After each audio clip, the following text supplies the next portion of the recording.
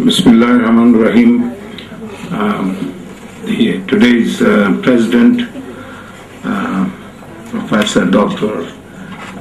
Amirul Islam, Principal of Bangladesh Dental College, and my local friends, the special guest, especially the foreign guest, Professor Juvo, Aaron Chun, Ms. Kim, and ladies and gentlemen, good afternoon and assalamu alaikum.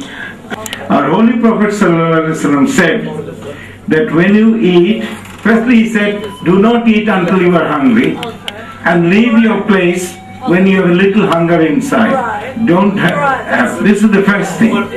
The second thing he said that do not take water, because the digestive enzymes, when you say, oh, it is finger licking, so you just put your finger inside it, the food is very tasty. There are certain enzymes which are secreted and they're responsible for digestion. So if you take water, this is diluted, this process is diluted. So he said, and you said exactly the same thing. And when you were giving your talk, I was wondering that you are in Bangladesh and we say Mache Bhate Bangali. That means we are in Bangladesh and the Bengalis are very favorite of fishes. And fish is the delicacy. Yes. So how is it that she is not talking of fish, but she did talk of fish at the very end of her lecture? She did talk. She didn't miss it. Otherwise I would be angry. But I'm very happy now. And you know how the poor people in Bangladesh, they cannot afford big fish. They take small fishes. And the reason she said it's good because you take the calcium, the bones, and you take it with, you get all the calcium from the small bones, choto choto maach, they don't leave anything sort of wasted. All the saints who meditate, all the prophets, they were mostly living on fishes and vegetables, but not so much on meat. The meat came as a matter of industry. And you know, the food is, sometimes somebody says this is good and that is bad. There are certain industries which give you, polarize it. If you go to the villages, the village people have a much better lifestyle than we in the cities, where if we go from less than 1/10 of a kilometer, you say, where is the rickshaw? You don't even walk. And if you go to university campuses, you ask your children, the university campuses are so widespread that they have to walk about 1 kilometer to go from one faculty to the other. So you have to work.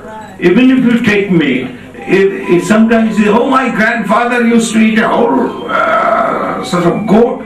Yeah, but then he walked 10 miles from one place to the other. You don't walk. We don't walk. So why do we need food? This is a machine, right? So we burn food, we burn calorie. A machine like a railway engine, it has its fuel. This is a body, it needs fuel. Now why do you need fuel if you don't burn it? You don't need fuel at all. A man who doesn't work doesn't need any calorie at all. If you are sleeping, if you are just idle, then you don't need any food. Just drink water and a little bit of something. You need energy because you're working. So remember, if you are working, you need food. If you're not working, you don't need food. That's a personal decision that you have to take. The formula that she has is finally related to the poverty alleviation of the world.